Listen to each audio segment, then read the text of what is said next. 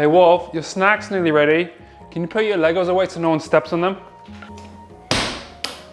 Okay, but I don't know anywhere to put them though. Just put them in the little cubby in your bedroom. Oh, but it's so ugly though. So it doesn't matter, just put them away. Come on, snack's ready now.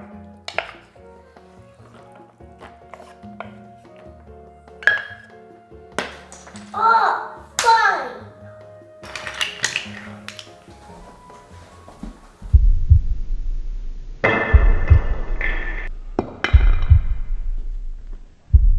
Okay, here you go. Come get it. Daddy.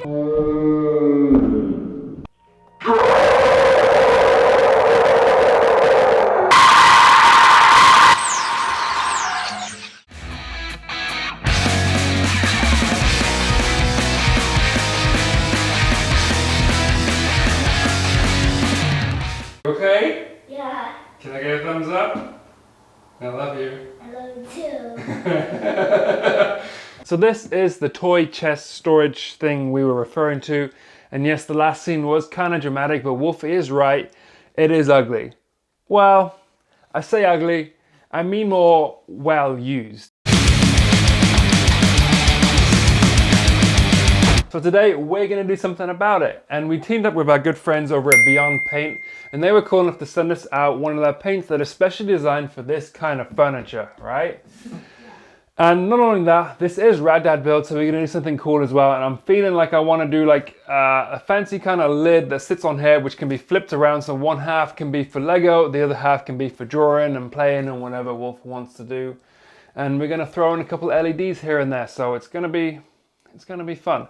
So first of all, we need to clean this up, empty it out, and then take it outside so we can get painting.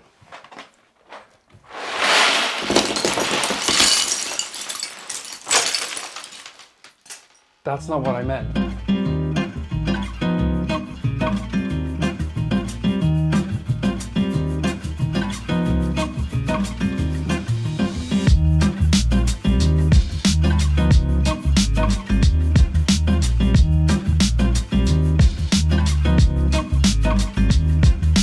So we decided to bring it in the garage because outside is way too hot right now, and of course bugs. So yeah, we brought it into the garage. And right now we've already cleaned it off. We got rid of all the dust and we wiped it down, got rid of all the crayon marks. What else did we do?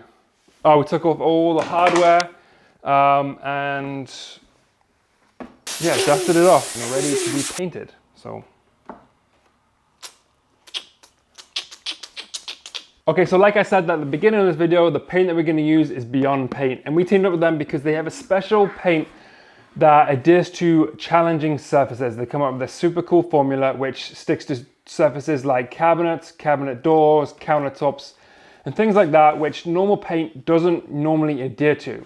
The good thing about this paint as well is that you don't have to prime it, it primes itself, and you don't have to strip the original surfaces down, and there's no sanding, and there's, like I said, there's no priming, which is pretty good because we're always pretty busy and we don't have time for sanding and priming because it's boring, right? Yeah. It sucks.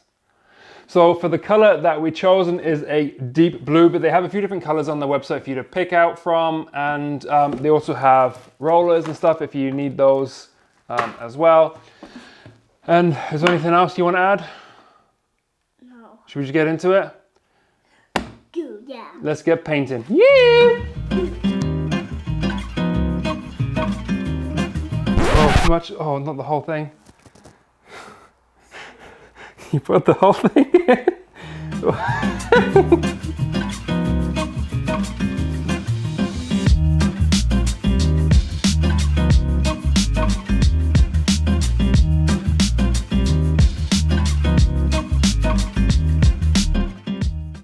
Okay, so we finished painting and I gotta say, I am pretty impressed with this paint. It went on super easy and it looks fantastic. It's made a huge difference and I'm super happy with it. Are you happy? Yeah. So we've already put on the slides. We actually painted the slides and then put those back on already. And now I think it's a well-deserved crib time, don't you? Yep. You. Oh, what a day. What a day. What have you got your lunch today? Chicken soup. Cheese on toast? Did your mum make you that? No, you made it silly. Oh yeah. Okay, so now that the paint is fully dried, I want to create like a little lid that's reversible that sits on top. So one side is going to have these Lego mats attached to them, so we can obviously play with his Lego. And then the other side will be kind of just flat surface for painting and drawing and just playing in general. So to build a reversible lid, I'm going to be making it out of these pieces of maple. And obviously you can see right now, this is rough lumber. So it's got to go through my jointer, through my planer. It's got to be glued together.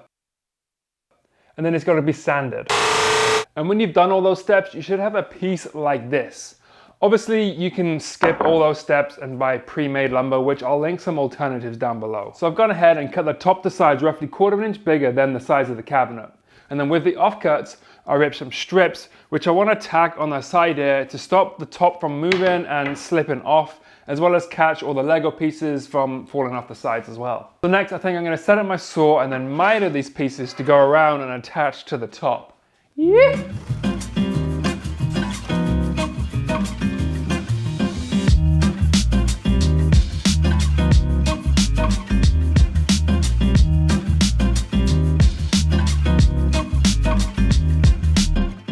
So this is the top pretty much wrapped up, and you may or may not notice that the reveal on the outside has a slightly different step depending on which side you look at it. So the reason for that is that I picked the better side of the two for the side to be kind of more open and for drawing and playing and stuff like that. So I kept a smaller 1/4 inch reveal so it's more comfortable to like lean on and play on, yet it's going to stop it from sliding off once it's flipped over.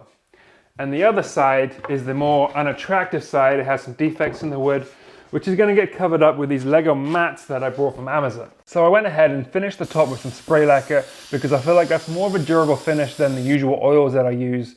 Considering it is going to go in a kid's bedroom, it's going to take a bit of a beating. So while I have the top flipped over, I'm going to go ahead and install these Lego mats. So what I've done is I cut them to size on my table saw so they fit nice and snug on the inside of the tray. So I'm going to stick the mat down with this spray adhesive, which means I got to spray both the top and the underside of the Lego mat, and then just simply lock them in place so that all the Lego lines line up with each other.